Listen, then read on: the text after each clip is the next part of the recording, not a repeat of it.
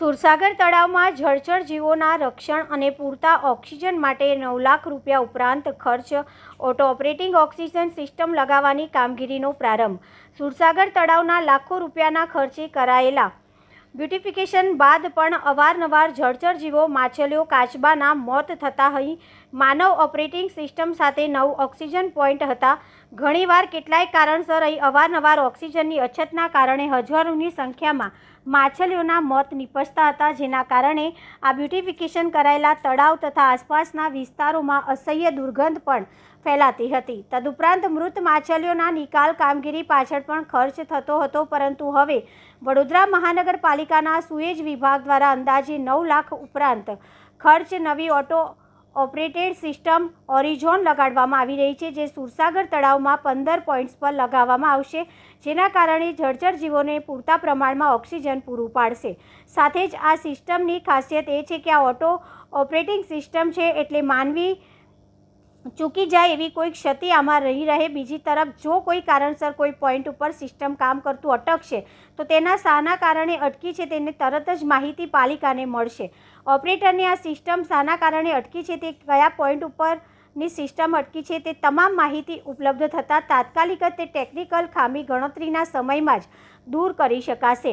અગાઉ સુરસાગર તળાવમાં 9 oxygen point હતા, જે હવે 15 પોઈન્ટ્સ મૂકવામાં આવ્યા છે. ઓક્સિજનનું લેવલ આ ઓટો ઓપરેટિંગ સિસ્ટમ દ્વારા મેન્ટેન રાખવામાં મદદ મળશે. કોર્પોરેશન દ્વારા સુએજ ડિપાર્ટમેન્ટ દ્વારા આજે એરેશન સિસ્ટમનું કામ શરૂ કરવામાં આવ્યું છે. અંદાજિત 9 થી 9.5 લાખના ખર્ચમાં કામગીરી આપણે શરૂ કરી છે આજે ફાયર વિભાગની મદદથી.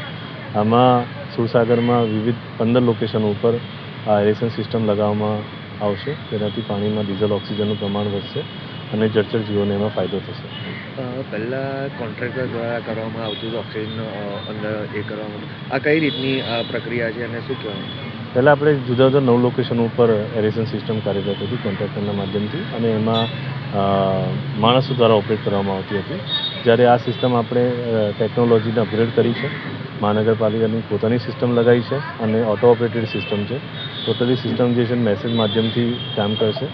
આમાં જ્યારે પણ કોઈ પણ ટેકનિકલ ખામી કે સપ્લાય જેવા પણ જે નાના ઇન્ટરવેન્શન આવશે સિસ્ટમમાં, તો એ તરત મેસેજના માધ્યમથી અધિકારીને અપડેટ કરશે કે આ સિસ્ટમ હાલમાં બંધ થઈ છે, આ કારણથી બંધ થઈ છે, MGSL ફોલ્ટ હશે તો એના કારણે બંધ થઈ છે, કે અન્ય કોઈ ટેકનિકલ ફોલ્ટ છે તો એના કારણે બંધ થઈ છે.